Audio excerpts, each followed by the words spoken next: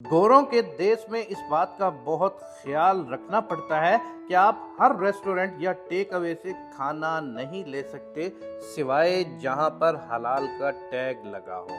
हलाल टैग वाले ज्यादातर अरबियों, अफगानियों या पाकिस्तानियों के ही होते हैं।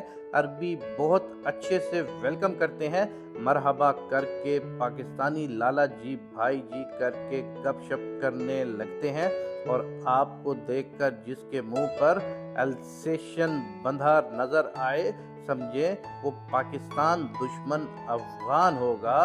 बेशक आप उसकी दुकान पर सिर्फ एक ही कस्टमर हो, आपको भाग भाग कर ऐसे शो करवाएगा जैसे वो बहुत बिजी है। बहरहाल चंद दिन पहले अपने ब्रेक टाइम में मैं पिज़्ज़ा लेने एक ऐसे ही टेक अवे पर पहुंचा तो पिज़्ज़ा ऑर्डर करके मैं बाहर आकर खड़ा हो गया। 5 मिनट बाद मेरा पिज़्ज़ा रेडी हुआ। मैं अंदर गया, उससे पैसे पूछे, ये रकम अदा करने के लिए बैंक कार्ड निकाला तो उन्होंने बहुत रूडली कहा कि मेरे पास कार्ड मशीन नहीं है, कैश लेकर आओ। मैंने कहा जनाब ये आपकी गलती है, आपको कार्ड मशीन रखनी चाहिए थी, अगर नहीं थी तो पहले बता देते या कहीं लिख कर लगा देते, अब मैं कहाँ से कैश लेकर आऊँ। जनाब ने काउंटर से पिज़्ज़ा उठाकर पीछे की तरफ फेंक दिया और मुझे हुक्म दिया कि निकलो मेरी दुकान से। मैंने अर्ज किया जनाब मेरी बेइज्जती कर रहे हैं, मैंने तो बस ये कहा है कि पहले बता देते, मैं पिज़्ज़ा रेडी होने तक कैश निकलवा कर ले आता।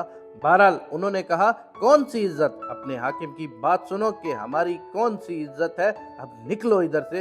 एक भूख, दूसरी शदीद तरीन बेइज्जती, मरता क्या न करता। निकल आया, साथ के एक स्टोर से मीठा दूध लिया, बिस्किट का पैकेट लिया और पेट का दोज़ख भर लिया। ब्रेक टाइम ख़त्म हो चुका था, हम दोबारा अपनी जॉब पर चले गए। अपने मुल्क में आप बेइज्जती के जितने भी आदी हों, गैर मुल्क में आपको बेइज्जती बहुत ज़्यादा महसूस होती है। मुझे अंदर से ये बात खाए जा रही थी कि इस दुकानदार ने मेरे साथ ऐसी हरकत कर दी है। जॉब पर पहुंचकर मेरी आदत थी हर किसी से हंसी मजाक करना, आज मेरा मूड सख्त ऑफ था और जो सब ने महसूस किया। सबसे पहले हमारी मैनेजर रोजी ने पूछा कि क्या बात है, कोई सीरियस मसला है। मैंने उसे बताया कि अफगान पूंजी वाले ने मेरे साथ क्या किया है। उसका रंग मुझसे भी ज्यादा सुर्ख हो गया और बार बार कहने लगी ऐसा कैसे कर सकता है।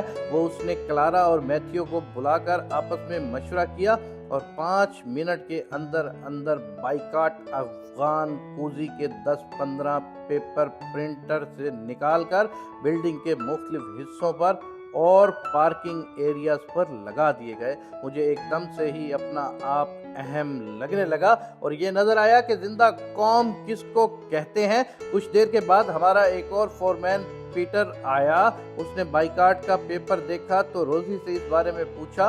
रोजी के बताने पर वो मेरे पास आया, मुझे तसल्ली दी और मेरे सामने बाहर के मेन सिक्योरिटी गेट पर कॉल करके उन्हें बताया कि अफगान कोजी की डिलीवरी लेकर कोई भी गाड़ी आए तो उसके लिए गेट नहीं खुलेगा।